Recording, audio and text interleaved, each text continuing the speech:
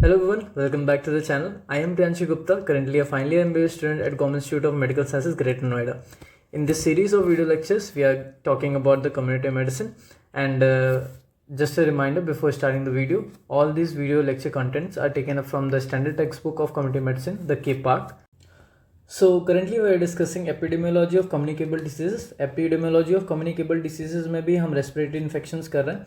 Respiratory infections की अगर हम बात करें तो हमने ऑलरेडी स्मॉल पॉक्स और चिकन पॉक्स कर लिया है, ठीक है. तो अब हम इस वीडियो में मीजल्स के बारे में डिस्कशन करने वाले हैं. Measles is also known as rubeola, ठीक. इंट्रोडक्शन की अगर हम बात करें तो ये एक्यूट डिसीज़ होती है, हाईली इन्फेक्शियस होती है और चिल्ड्रंस को ज़्यादा इफेक्ट करती है, ठीक है. ये मिक्सोवायरस ग्रुप के वायरसेस होते हैं जो कॉज करते हैं तुम्हारा मीजल्स, ठीक है. फीवर देखने को मिलता है और कैटरल सिम्टम्स देखने को मिलते हैं. कैटरल सिम्टम्स मतलब म्यूकस मेम्ब्रेन का जो है इन्फ्लेमेशन देखने को मिलता है, कोराइजा, कफ, ये सब देखने को मिलेगा. रेस्पिरेटरी इन्फेक्शन है, अपर रेस्पिरेटरी ट्रैक्ट को इन्फेक्ट करेगा और अपर रेस्पिरेटरी ट्रैक्ट के म्यूकस मेम्ब्रेन में इन्फ्लेमेशन कॉज करेगा. रिजर्वायर की बात करें तो इसमें कोई भी एनिमल रिजर्वायर नहीं होता है, direct human to human transmission होता है और ह्यूमन ही रिजर्वायर होता है, ह्यूमन ही केवल सोर्स होता है डिसीज़ का. इंट्रोडक्शन के बाद अगर हम प्रॉब्लम स्टेटमेंट की बात करें तो मीजल्स बहुत ही ज़्यादा हाईली इन्फेक्शियस डिसीज़ होता है, ठीक है. तो ये कुछ जगहों पे एंडेमिक होता है, जनरली वर्ल्ड के सारे कहीं ना कहीं पार्ट्स में ये एंडेमिक है, बट एपिडेमिक शो करता है. अब यही क्वेश्चन है इस टॉपिक में, मीजल्स के टॉपिक में हमें परसेंटेज बहुत ज़्यादा देखने को मिलेंगे, 40%, 95%, 96%, 98%. ये परसेंटेज हमें बहुत जगह मिलेगी, हम आगे डिस्कस करेंगे. तो परसेंटेज बहुत ज़्यादा है, ये एमसीक्यू के फॉर्म में आ सकता है. तो सबसे पहला क्वेश्चन हमारे पास ये आता है यहाँ पे कि अगर आपसे पूछूं कोई एक पॉपुलेशन है, कोई एक्स पॉपुलेशन है, उसमें कितने % लोग ससेप्टेबल होने चाहिए किसी डिसीज़ से कि वो एपिडेमिक में बदल जाएगा मीजल्स, ठीक है. तो यहाँ पे ये बोलता है कि अगर जो है एंडेमिक से एपिडेमिक में जब भी डिसीज़ जाती है तो तब कब जाती है डिसीज़, जब 40% ऑफ द पॉपुलेशन जो है ससेप्टेबल हो जाए. मतलब 40% ऑफ द पॉपुलेशन वीक पड़ जाए या फिर कमज़ोर पड़ जाए, फिर इम्यूनो कॉम्प्रोमाइज हो जाए, फिर किसी भी कारण से 40% पॉपुलेशन ऐसी हो जाए जो कि इस डिसीज़ से ससेप्टेबल है, तब जो है ये जो एंडेमिक डिसीज़ है वो एपिडेमिक में कन्वर्ट हो जाएगी. तो सबसे पहला परसेंट हमें मिल गया 40%. याद रहेगा, जब भी किसी भी एक्स पॉपुलेशन में अगर 40% of the population is susceptible to the disease, then measles convert its endemicity into epidemicity, ठीक है. ये पहला हमारे पास परसेंटेज आया. अब मैंने जैसा कि आपको बताया मीजल्स जो है हाईली इन्फेक्शियस डिसीज़ है, तो इसका एलिमिनेशन करना बहुत ही ज़्यादा मुश्किल होता है. बहुत ही ज़्यादा मुश्किल क्यों होता है? क्योंकि इम्यूनाइजेशन सिस्टम जो हमारे कंट्री का है वो बहुत ज़्यादा वीक है, ठीक है. इसका नेचर इतना ज़्यादा इन्फेक्शियस है कि इतना तेज़ फैलता है कि आप इतनी तेज़ी से कंट्रोल नहीं कर सकते, ठीक है. पॉपुलेशन की अगर हम बात करें तो कहीं कहीं पॉपुलेशन कॉन्फ्लिक्ट्स होते हैं, कहीं कहीं पे दंगे होते रहते हैं, कहीं पे कुछ होता रहता है, एक्सेसिबिलिटी नहीं होती है, कहीं पे रोड्स नहीं है, तो इतनी अच्छे से वैक्सीनेशन प्रोग्राम हमारे रन अप नहीं हो पाते हैं. बहुत लोग खुद से रिफ्यूज़ कर देते हैं कि हमें वैक्सीन नहीं लगानी, रिफ्यूजल ऑफ वैक्सीनेशन होता है, ठीक है. और इसकी एपिडेमियोलॉजी कंटिन्यूसली चेंज हो रही है. पहले ये चिल्ड्रंस में डिसीज़ कॉज करता था, अब ये धीरे धीरे एडोलेसेंट और एडल्ट फेज को भी इफेक्ट करने लगता है. तो ये सारी चीज़ें फैक्टर्स है, ये क्वेश्चन में पूछ सकता है, तो वाइवा में पूछ सकता है. तो आप बता सकते हैं कि मीजल्स या फिर कोई भी ऐसी जो भी डिसीज़ है वो एलिमिनेशन क्यों नहीं कर पाते. तो जनरली मेन कॉजेज ये होते हैं कि डिसीज़ या तो हाईली इन्फेक्शियस हो, वैक्सीनेशन नहीं कराते लोग, या फिर वैक्सीनेशन पॉसिबल नहीं है, कॉन्फ्लिक्ट एरियाज है. तो ये सारी की सारी चीज़ें होती हैं. एपिडेमियोलॉजी की बात करते हैं. एपिडेमियोलॉजी अगर हम बात करें तो एजेंट, होस्ट और इन्वॉल्वमेंट डिस्कस करते हैं एपिडेमियोलॉजी में. सबसे पहले हम एजेंट लेते हैं. एजेंट जैसा कि मैंने बताया कि group of myxo viruses, RNA virus होता है, पैरामिक्सो वायरस होता है ये जो मीजल्स कॉज कराता है. एजेंट, सोर्स ऑफ इन्फेक्शन, ये जो है यूजुअली केस होता है. मैंने भी बताया था पीछे कि इसका कोई भी एनिमल रिजर्वायर नहीं है, तो केस से ट्रांसफर होता है. अगर कोई भी पेशेंट है मीजल्स का तो वही डिसीज को ट्रांसमिट करेगा. इन्फेक्टिविटी की बात करें, मैंने आपको ट्रिक बताई थी लास्ट वीडियो में. Infectivity is +4 -4. जनरली यूजुअली आप याद करने को सबकी कर सकते हो, बट मैं अपने लिए याद करता हूँ +4 एंड -4. तो रैश आने से पहले 4 दिन और रैश आने के बाद 4 दिन ये इन्फेक्टिविटी शो करता है. इन्फेक्टिविटी जनरली इसकी डिक्रीज हो जाती है जैसे ही अपीयरेंस ऑफ रैश होता है. इन्फेक्टिविटी जो है डिक्रीज कर जाती है, उतना कम्युनिकेबल होता नहीं है, ठीक है. और जो है अगर हम बात करें हाईली इन्फेक्शियस होता है प्रोड्रोमल पीरियड में. प्रोड्रोमल पीरियड मतलब सिम्टम्स और ये सब आने से पहले जो फीवर वाला फेज होता है उसमें जो है डिसीज सबसे ज़्यादा कम्युनिकेबिलिटी शो करती है. अब सेकंड परसेंटेज आगे देखो, सेकंड क्वेश्चन आ गया हमारे पास क्या, सेकेंडरी अटैक रेट का. तो अभी इसके पहले आया था हमारा 40%, अब आया 90%. तो सेकेंडरी अटैक रेट होता है इसकी 90%. आगे डिस्कशन करते हैं होस्ट फैक्टर में. होस्ट फैक्टर में सब में सेम होता है. वही एज में इसमें ये इंपॉर्टेंट है, चिल्ड्रंस को इफेक्ट करता है। अब जो है जनरली मैंने अभी डिस्कस किया था कि एपिडेमोलॉजी चेंज हो रही है, तो अब चिल्ड्रन के साथ साथ एडोलसेंट और एडल्ट्स को भी इफेक्ट करता है, बट मोस्टली ये चिल्ड्रंस को इफेक्ट करता है, चिल्ड्रंस की डिसीज़ है। मेल और फीमेल में इक्वल इंसिडेंस है, ठीक है। इम्यूनिटी की बात करें, अगर एक बार किसी को डिसीज़ हो गई तो लाइफ लॉन्ग इम्यूनिटी प्रोवाइड करता है। और न्यूट्रिशन, वही अगर माल न्यूट्रिशन तो डिसीज़ के चांसेस बढ़ जाते हैं, यहाँ पे भी लिखा है कि 400 टाइम्स बढ़ जाते हैं, ठीक है। होस्ट फैक्टर हो गया, इन्वायरमेंट के फैक्टर वही सारे के सारे, over crowding, poor leaving conditions, ये सारे के सारे। सीजनल की बात करें, इन्वायरमेंट ड्राई सीजन में ज़्यादा होता है, ठीक है। पॉपुलेशन डेंसिटी, जैसे कि मैंने बताया, मूवमेंट बताया, जैसे कि ज़्यादा डेंसिटी होगी, ज़्यादा क्राउडिंग होगी, ओवर क्राउडिंग होगी, पुअर सैनिटेशन होगी, कुछ भी जिससे लिविंग इफेक्ट हो रही है उससे डिसीज़ के चांसेस बढ़ जाते हैं। ट्रांसमिशन मैंने आपको बताया कि जब तक हम रेस्पिरेटरी वाला पार्ट, रेस्पिरेटरी इन्फेक्शंस का पार्ट हम डिस्कस कर रहे हैं कम्युनिकेबल डिसीजेज में, तो सब में ट्रांसमिशन में P2P ट्रांसमिशन, ड्रॉपलेट इन्फेक्शन, ये सारी चीज़ें देखने को हमें मिलेंगी, ठीक है। तो person to person by droplet infection ये हमें देखने को मिलेगा। Portal of entry upper respiratory infection से हो सकता है, इनहेलेशन हो सकता है, कुछ भी हो सकता है, ठीक है। तो ट्रांसमिशन सब में सेम लिखना आंसर में आपको। इंक्यूबेशन पीरियड की अगर हम बात करें, इंक्यूबेशन पीरियड जनरली जो है 10 से 14 दिन का होता है, बट ये तब होता है जब हम नॉर्मल रूट फॉलो करें, इन्फेक्शन का नॉर्मल पैथोजेनेसिस फॉलो करें, कि ड्रॉपलेट इन्फेक्शन आया, ड्रॉपलेट आया, हमने इनहेल किया और 10 से 15 दिन बाद हमें डिसीज़ हो गई। बट अगर हम इनॉकुलेशन कर रहे हैं या फिर हम लाइव वैक्सीनेशन दे रहे हैं, फिर खुद डिसीज़ यहाँ पे इनॉकुलेट कर रहे हैं जाके, मतलब वहीं रख दे रहे हैं डिसीज़, तो क्या होता है उसमें जो है इंक्यूबेशन पीरियड कम हो जाता है, 7 डेज में डिसीज़ हमें देखने को मिल जाती है। नॉट सो इम्पॉर्टेंट, बट आप माइंड में रख सकते हो। क्लिनिकल फीचर्स की बात करें, अब इसमें क्लिनिकल फीचर्स जो है 3 स्टेजेस में डिवाइडेड है। पहला है प्री इरप्टिव या फिर प्रोड्रोमल, दूसरा है इरप्शन, और उसके बाद होता है पोस्ट मीजल स्टेज, ठीक है। तो इसमें सबसे इंपॉर्टेंट टॉपिक है तुम्हारा, मोस्ट इंपॉर्टेंट पॉइंट है प्री इरप्टिव फिर प्रोड्रोमल स्टेज, ठीक है। मैंने पिछले बताया था कि प्रोड्रोमल स्टेज में सबसे ज़्यादा हाईली कम्युनिकेबिलिटी होती है, सबसे ज़्यादा इन्फेक्टिविटी प्रोड्रोमल स्टेज में ही शो होती है, ठीक है। अब अगर ध्यान से पढ़ो इसको, तो it begins 10 days after the infection. मान लो यहाँ पे X पॉइंट पे इन्फेक्शन हुआ, तो उसके 10 दिन बाद जो है प्रोड्रोमल फेज स्टार्ट होगा। और प्रोड्रोमल फेज कितने दिन का होता है? 2 से 4 दिन तक का। तो 10 दिन के बाद स्टार्ट होगा, अब स्टार्ट होने के बाद 2 से 4 दिन रहेगा, मतलब 10 दिन से 14 दिन के बीच में ये प्रोड्रोमल फेज हमें देखने को मिलेगा from the day of infectivity. यहाँ से इन्फेक्टिविटी से 10 दिन बाद ये स्टार्ट होता है और 14 दिन तक रहता है। तो क्वेश्चन कैसे भी आपको घुमा सकता है, तो आप ये ध्यान रखना क्वेश्चन में कि ये प्रोड्रोमल स्टेज 14 दिन का नहीं है। प्रोड्रोमल स्टेज तो केवल जो मैंने यहाँ पे डैश लाइन की है, ये केवल इतने दिन का है, 2 से 4 दिन का ही है, बट ये स्टार्ट होता है कितने दिन बाद? इन्फेक्टिविटी के 10 दिन बाद, ठीक है। फीवर देखने को मिलेगा, कैटरल सिम्टम्स देखने को मिलेंगे, मैंने जैसे डिस्कशन किया था कि म्यूकोजल मेम्ब्रेन का इन्फ्लेमेशन देखने को मिलेगा, स्नीजिंग, नेजल डिस्चार्ज, ये सारी की सारी चीज़ देखने को मिलेगी। सबसे इंपॉर्टेंट जो पैथोग्नोमिक ऑफ मीजल होता है उसको हम बोलते हैं कॉप्लिक स्पॉट्स। ये कब दिखता है? ये दिखता है जब आपके रैश आने वाले होंगे उससे 2 से 3 दिन पहले, रैश आने के 2 से 3 दिन पहले स्पॉट्स दिखते हैं, जिनको हम बोलते हैं कॉप्लिक स्पॉट्स। ये क्या होते हैं? ये ब्लूइश वाइट स्पॉट होते हैं, बक्कल म्यूकोजा में अंदर की साइड मिलते हैं। कहाँ पे मिलते हैं? Opposite the first and second lower molar के अपोजिट साइड में मिलते हैं। ब्लू वाइट स्पॉट्स होते हैं जो कि रेड बैकग्राउंड में देखने को हमें मिलते हैं, कॉप्लिक स्पॉट बोलते हैं इसको। ये होता है पैथोग्नोमिक ऑफ मीजल्स। अगर हमें कॉप्लिक स्पॉट्स मिल रहा है तो हम मीजल्स की डायग्नोसिस बनाते हैं। प्रोड्रोमल के बाद जब हम आते हैं इरप्टिव फेज में, इरप्टिव फेज फिर से 2 से 4 दिन का होता है। इसमें क्या होता है? रैश आता है प्रॉपर, रैश आने से पहले वाले को हम प्रोड्रोमल बोलते हैं, रैश आने के बाद इरप्टिव फेज, इरप्शन हो गया रैश का, ठीक है।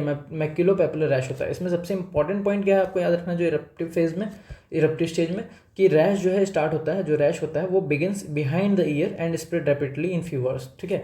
तो जो रैश होता है वो ईयर्स के बिहाइंड, यही सबसे आपको क्वेश्चन में मिलेगा, क्वेश्चन ये लिखेगा rash was started behind the year, तो बिहाइंड द ईयर मतलब मीजल्स, ठीक है। उसके बाद फेस पे आएगा, उसके बाद इन एब्सेंस ऑफ कॉम्प्लिकेशन कुछ दिनों में 3 से 4 दिन में डिसीज रिसाइड कर जाती है, सेल्फ लिमिटिंग होती है।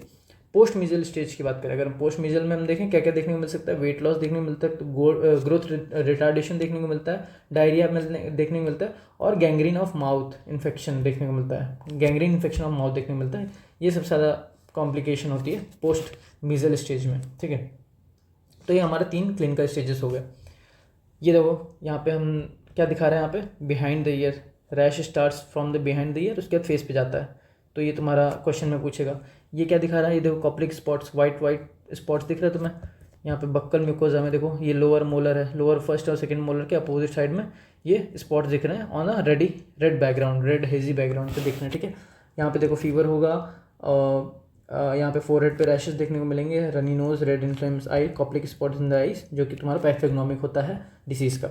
तो ये कि मैंने एक इमेज फॉर्म में तुम्हें रिवीजन के लिए रखा था ये, ठीक है। अब हम बात करेंगे, मैंने पहले बताया था नोट में क्या है, प्रोड्रोमल फेज में जो है पहले 2 से 5 दिन of rash, prodromal phase plus क्या, जो प्रोड्रोमल फेज कब स्टार्ट होता है, इन्फेक्शन स्टार्ट होने के 10 दिन बाद से लेके 14 दिन तक, 10 दिन बाद से लेके 14 दिन तक, प्लस कौन सा स्टेज, इरप्टिव स्टेज का पहले 2 से 4 दिन, इरप्टिव स्टेज के पहले 2 से 4 दिन, ये जो पीरियड होता है, इस पीरियड में जो वायरस होता है वो तुम्हारे tears, nasal secretion, throat secretion, urine and blood में होता है। तो मैंने तुम्हें पहले बताया था हाईएस्ट इन्फेक्टिविटी कब होती है, प्रोड्रोमल फेज में, ठीक है। तो याद रखना प्रोड्रोमल फेज में हाईएस्ट इन्फेक्टिविटी होती है, वायरस सब जगह से, सारे बॉडी से जितने भी बॉडी फ्लूइड सिक्रेशन है सब में वायरस प्रेजेंट होता है और सबसे कम्युनिकेबिलिटी बढ़ती है। रैश जो डेवलप होता है बॉडी में, रैश जो भी डेवलप होते हैं वो इम्यून टी सेल्स जो होते हैं वो वायरस इन्फेक्टेड सेल पे अटैक करते हैं, उनके अटैक और अटैक रिएक्शन से ये सेल रैशेस बनते हैं। तो अगर बॉडी में इम्यूनिटी ही नहीं होगी, टी सेल मीडिएटेड इम्यूनिटी ही नहीं होगी तो रैश नहीं बनेंगे, ठीक है। तो यही बोला है कि in patient with defective cell mediated immunity there is no development of rash, ठीक है। डायग्नोसिस किस बेसिस पे, कॉप्लिक स्पॉट्स के बेसिस पे बन जाता है और टिपिकल रैश के बेसिस पे डायग्नोसिस हम बना सकते हैं। टिपिकल रैश में क्या होगा, स्टार्ट्स बिहाइंड द ईयर वाला कॉन्सेप्ट, ठीक है। ये तुम्हारा मेन हो गया। कॉम्प्लिकेशंस की बात करें तो otitis media, diarrhoea, pneumonia, laryngotracheal bronchitis, ये सारे के सारे कॉम्प्लिकेशन देखने को मिलता है। बट ये जो कॉम्प्लिकेशंस है ये हमें केवल और केवल 30% ऑफ द केसेस में देखने को मिलता है, ठीक है। ये तब होता है जब भी ओवर क्राउडिंग या फिर इम्यूनो कॉम्प्रोमाइज्ड होगा या फिर HIV इन्फेक्टेड पेशेंट होगा, तब देखने को मिलेगा। और nutritional deficiency, mostly vitamin A अगर किसी में डेफिशिएंट है तो उसमें मीजल्स होने के चांसेस बढ़ जाते हैं, ठीक है। इन्फेक्शन अगर किसी को हो गया ड्यूरिंग प्रेगनेंसी तो क्या क्या कॉज करता है, ये स्पॉन्टेनियस अबॉर्शन कॉज कर सकता है, प्रीमेच्योर डिलीवरी कॉज कर सकता है। बट कोई भी अभी तक मतलब हमारे पास रिपोर्टेड कंडीशन नहीं है जिसमें ये कॉन्जेनिटल एनोमलीज से रिलेटेड हो। तो मीजल्स के अगर इन्फेक्शंस प्रेगनेंसी में हो गया तो कॉन्जेनिटल एनोमलीज का केसेस अभी तक नहीं है, तो not associated with the congenital anomalies, ये करके क्वेश्चन आ सकता है कन्फ्यूजन के लिए, तो याद रखना, ठीक है। लैब डायग्नोसिस वही सेम, हमें वायरस मिल जाए तो ये तो हमें DNA मिल जाए, PCR करा दो, PCR फॉर वायरल RNA, ठीक है। या फिर सेल कल्चर में आइसोलेट कर पाया अगर हम, या फिर जो है तुम्हारा स्पेसिफिक सीरम IgM एंटीबॉडी बढ़ी हुई हो, एलाइजा से देख लो, ये सारी की सारी चीज़ देख लेंगे। ट्रीटमेंट एंड कंट्रोल में कुछ भी नहीं, normal non specific treatment, supportive treatment करेंगे, ठीक है। पेशेंट आइसोलेशन करेंगे और विटामिन A सप्लीमेंटेशन देंगे। विटामिन A सप्लीमेंटेशन हमें याद होना चाहिए, डोसेस लेस देन 6 मंथ है तो 50,000 international units, 6 months to 12 months है तो 1 लाख इंटरनेशनल यूनिट्स, और मोर देन 1 ईयर है या फिर 12 मंथ से ज़्यादा है तो 2 लाख इंटरनेशनल यूनिट्स देते हैं विटामिन A। प्रिवेंशन की अगर हम बात करें तो फिर से एक परसेंटेज का क्वेश्चन आ गया कि अगर हमें मीजल्स का स्प्रेड प्रिवेंट करना है या फिर मीजल को कंट्रोल करना है, जैसा कि हमने बताया था स्टार्टिंग में ही कि मीजल्स का कंट्रोल बहुत ही ज़्यादा मुश्किल होता है क्योंकि हाईली इन्फेक्शियस है। तो ये क्वेश्चन पूछ सकता है कि कितनी % of the population should be vaccinated to control measles और टू कंट्रोल द कितना अचीव करना चाहिए हमें इम्यूनाइजेशन रेट ताकि हम इरेडिकेशन कर सकें मीजल्स का। तो याद रखना ओवर 95%, ओवर 95% मत याद रखो, यहाँ पे 96% तुम याद रखो, अभी आगे आएगा मैं बताऊंगा 96% क्यों बोल रहा हूँ मैं, ठीक है। अभी के लिए इतना याद रखो कि more than 95% of the population should be vaccinated, तब जाके हम मीजल्स को इरेडिकेट कर सकते हैं। तो सोचो कितना मुश्किल है 100 में से 95% लोगों को वैक्सीनेशन करना, नेक्स्ट टू इम्पॉसिबल है ये काइंड ऑफ, क्योंकि बहुत ज़्यादा ये एम है टू बी अचीव, ये अचीव नहीं हो सकता, बहुत ज़्यादा हाई एम है ये, ठीक है। वैक्सीनेशन की बात करते हैं। मीजल्स वैक्सीन जो होती है बेस्ट, मीजल्स को अगर हम प्रिवेंट करना है तो हम एक्टिव वैक्सीनेशन से बेस्ट प्रिवेंट कर सकते हैं।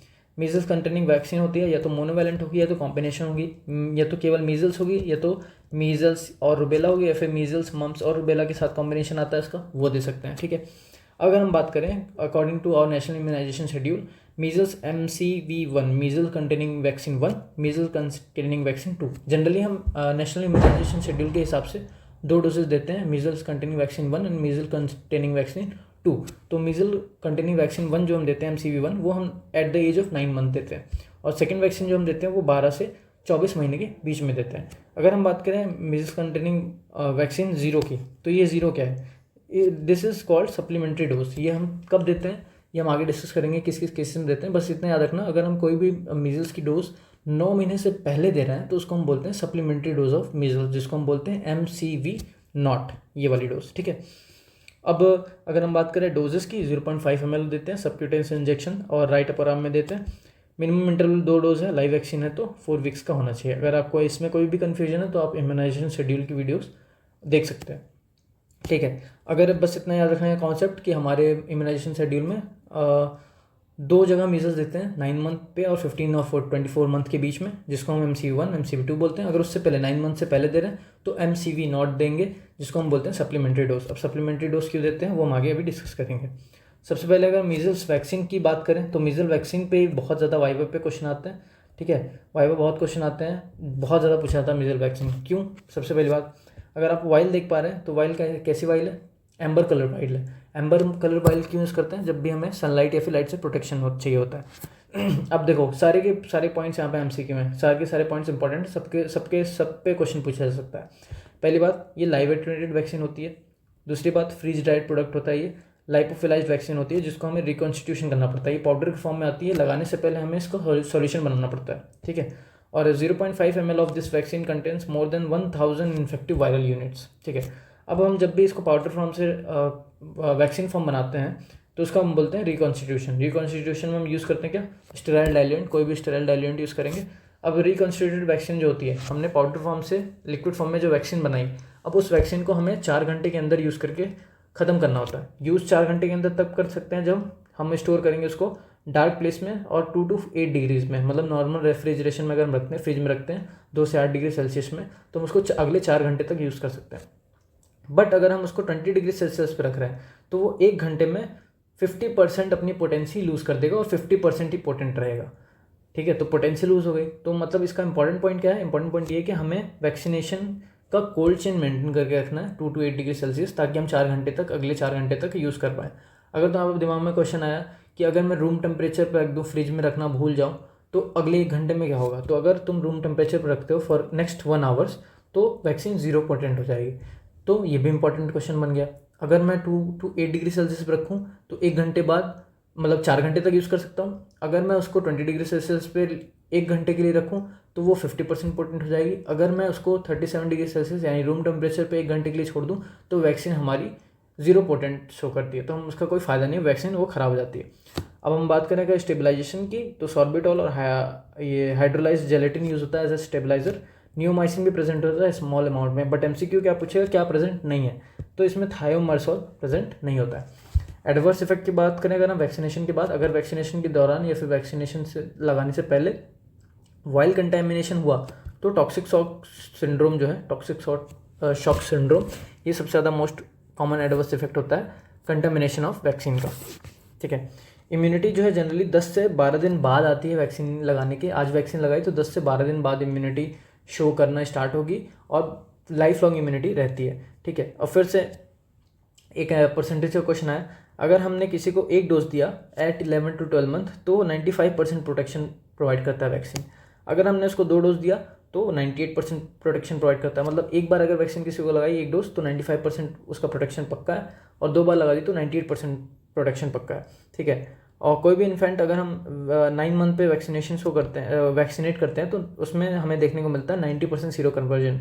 90% ऑफ द केसेस में हमें सीरो कन्वर्जन मतलब एंटीबॉडीज़ मिल जाती हैं उसके अगेंस्ट, ठीक है। मैंने अभी बताया था MCV0, जब भी हम किसी भी बच्चे में 9 महीने से पहले कोई भी मीजल्स की डोज देंगे तो हम उसको बोलते हैं सप्लीमेंट्री डोज, जिसको हम बोलते हैं MCV0। अब हम देंगे कब कब, जब कहीं मीजल्स का आउटब्रेक आ जाए या फिर कहीं कहीं पे एंडेमिक कंट्री है जहाँ पे मीजल्स के केसेस बहुत ज़्यादा देखने को मिलते हैं, वहाँ पे हम यूज़ कर सकते हैं इसको, ठीक है। कोई भी डिज़ास्टर हो गया जिससे डिस्प्लेस हो गई पॉपुलेशन, वहाँ पे दे सकते हैं प्रिवेंशन के लिए। हाई रिस्क कोई भी इन्फेंट है जिनमें चांसेस ज़्यादा हैं, या फिर HIV इन्फेक्टेड या फिर HIV एक्सपोर्ट इन्फेंट है जिसमें चांसेस ज़्यादा है इन्फेक्शन होने के, या फिर इम्यूनो कॉम्प्रोमाइज़ है, ठीक है। या फिर कोई ऐसा है जो कि ट्रैवल कर रहा है किसी भी दूसरी कंट्री में जहाँ पे मीजल्स के ज़्यादा केसेस हैं, तो उन लोग के प्रोफाइलैक्सिस के लिए दे सकते हैं। तो MCV0 ऐसे में देते हैं। कब देते हैं MCV0 बोलते कब है, जब 9 महीने से पहले दे दिया। 9 महीने से पहले कब दे दिया, ये सारी की सारी कंडीशन है जब हम 9 महीने से पहले देते हैं, तो इसको बोलते हैं सप्लीमेंट्री डोज, ठीक है। Contraindication for a vaccine, contraindication वही general normal contraindication, immuno compromised, live vaccine की सारी कॉन्ट्राइंडिकेशन। प्रेगनेंसी में नहीं देते हैं, प्रेगनेंसी में अगर दे दिया अगर प्रेगनेंसी से पहले दे दिया तो बोलते हैं 4 वीक्स तक प्रेगनेंसी आपको डिले करनी है आफ्टर वैक्सीनेशन। इम्यूनो कॉम्प्रोमाइज़ में दे सकते हैं, और मॉडरेट और सीवियर इलनेस है तो तब तक नहीं देते जब तक आपका इलनेस या फिर फीवर सबसाइड ना करे, ठीक है। ब्रेस्ट फीडिंग कोई भी कॉन्ट्रा इंडिकेशन नहीं है इसका। ब्रेस्ट फीडिंग अगर कोई कर रहा है तो ना तो इन्फेंट ना तो मदर कोई भी कॉन्ट्रा इंडिकेटेड नहीं, दोनों को वैक्सीनेशन होनी चाहिए। ब्रेस्ट फीडिंग है तो भी कोई बात नहीं, ठीक है। इम्यूनोग्लोबुलिन की अगर हम बात करें तो इम्यूनोग्लोबुलिन क्या होता है, पैसिव इम्यूनिटी प्रोवाइड करता है। पैसिव इम्यूनिटी हम किस में देना चाहेंगे, जिसमें हम एक्टिव इम्यूनिटी नहीं दे पा रहे हैं। एक्टिव इम्यूनिटी मतलब लाइव वैक्सीनेशन नहीं दे पा रहे हैं। लाइव वैक्सीनेशन किस में नहीं दे पा रहे, immuno compromise, HIV infected patients, ये सारे के सारे हमारे क्राइटेरिया आ जाएंगे इम्यूनोग्लोबुलिन देने के। अब इम्यूनोग्लोबुलिन की अगर हम बात करें तो इसका डोज होता है 0.25 पर kg बॉडी वेट, ठीक है, ml पर kg बॉडी वेट, 0.25 ml पर kg बॉडी वेट। अगर हम बात करें इम्यूनो कॉम्प्रोमाइज की तो डोज डबल हो जाती है, 0.5 ml पर kg ऑफ बॉडी वेट, ये हम देते हैं, ठीक है। बट पोस्ट एक्सपोजर अगर किसी को हो गया मीजल्स तो पोस्ट एक्सपोजर हम दे सकते हैं, बट उसके बाद हमें 8 से 12 वीक के अंदर अंदर हमें एक्टिव इम्यूनाइजेशन देना पड़ेगा अगर वो लाइव वैक्सीन के कॉन्ट्राइंडिकेशंस में नहीं आ रहा है तो, ठीक है। आउटब्रेक की अगर हम बात करें तो आइसोलेशन कर दो 7 दिन के लिए, ठीक है। इम्यूनाइजेशन ऑफ कॉन्टैक्ट करो, जो भी कॉन्टैक्ट में आ रहा है, ठीक है, विद इन 2 डेज ऑफ उसके अंदर इम्यूनाइजेशन करो। पैसिव इम्यूनाइजेशन इम्यूनोग्लोबुलिन दे दो, उसके बाद एक्टिव इम्यूनाइजेशन भी दे देना बाद में, ठीक है। और उसके बाद बिगनिंग ऑफ इम्यूनाइजेशन, हाँ तुरंत जो है इम्यूनाइजेशन स्टार्ट कर दो on large scale to prevent the epidemic, ठीक है। इरेडिकेशन ऑफ मीजल्स, जैसा कि मैंने सबसे पहले स्लाइड में ये समझा था, eradication of measles is so hard because बहुत ज़्यादा हाईली इन्फेक्शियस है। तो अगर हमें इरेडिकेशन ऑफ मीजल्स करनी है तो हमें कितना % वैक्सीनेशन चाहिए किसी भी पॉपुलेशन में, तो ये एक और क्वेश्चन आ गया तुम्हारे पास, 96%। अगर कोई भी population under 1 year of age, जितने भी बच्चे हैं अंडर 1 ईयर ऑफ एज के जितने बच्चे हैं, अगर उनकी पॉपुलेशन जितनी भी है उसमें से 96% ऑफ द बच्चों की अगर हमने इम्यूनाइजेशन कर दी तभी जाके हम मीजल्स का जो है इरेडिकेशन कर सकते हैं। तो ये बहुत ही ज़्यादा बड़ा एम है, इसलिए इतनी आसानी से हम इरेडिकेट नहीं कर सकते मीजल्स को, ठीक है। सो यही था टॉपिक में, मेन यही था कि ये किस इस टॉपिक में ज़्यादा परसेंटेज, बहुत ज़्यादा परसेंटेज, तो आपको इस सबसे पहले स्लाइड में मैंने बताया था 40% कि अगर 40% ऑफ द पॉपुलेशन ससेप्टेबल है तो ये एंडेमिक से एपिडेमिक में कन्वर्ट हो जाएगा। फिर एक स्लाइड में मैंने बताया था कि अगर आप 1 डोज देते हैं तो आपको 95% का प्रोटेक्शन मिलता है, अगर आप 2 डोज देते हैं तो 98% का प्रोटेक्शन मिलता है। फिर अभी मैंने लास्ट स्लाइड में बताया कि अगर आपको इरेडिकेट करना है मीजल्स तो 96% of the population less than 1 year of age जो कि होगी, उसको अगर आपने वैक्सीनेशन कर दिया तो आप मीजल्स को इरेडिकेट कर सकते हो। तो ये सारे के सारे परसेंटेजेस बहुत ज़्यादा थे इसमें। बाकी हमने वैक्सीनेशन के बारे में डिस्कस किया, लाइव वैक्सीन होती है, थियोमर्सल नहीं होता है उसमें, रिकॉन्स्टिट्यूशन करते हैं। अब रिकॉन्स्टिट्यूशन में भी बाद में परसेंटेज आया था कि अगर हम 2 to 8 डिग्री सेल्सियस पे अगर हम रख रहे हैं तो हम 4 घंटे तक यूज़ कर सकते हैं। अगर हम इसको रूम टेम्परेचर पर ना रख के 37 डिग्री सेल्सियस रूम टेम्परेचर पर रखते हैं तो 1 घंटे में 0 पोटेंसी हो जाएगी। लेकिन अगर हम वही इसको 20 डिग्री सेल्सियस पे 1 घंटे के लिए रखते हैं तो इसकी पोटेंसी कितनी हो जाएगी, हाफ हो जाएगी, 50% पोटेंट हो जाएगी। तो ये सारी की सारी चीज़ें हमने डिस्कस करी। मेन इंपॉर्टेंट इसमें कॉप्लिक स्पॉट्स था और इसके क्लिनिकल फीचर्स में ट्रांसमिशन में मेन पॉइंट ये था कि सबसे ज़्यादा प्रोड्रोमल में ट्रांसमिशन होता है। बाकी सारे के सारे परसेंटेज वाले इंपॉर्टेंट पॉइंट थे। और एक इंपॉर्टेंट नोट ये है कि अगर हम बात करें सोर्स ऑफ इन्फेक्शन तो मीजल्स में जो होता है सोर्स ऑफ इन्फेक्शन वो केवल और केवल केस होता है, कोई भी सब क्लिनिकल केस देखने को नहीं मिलता है। मतलब कोई भी अगर इन्फेक्टेड है तो उसमें सिम्टम्स पक्का आएंगे, ठीक है। तो केस इसका मेन सोर्स ऑफ इन्फेक्शन था।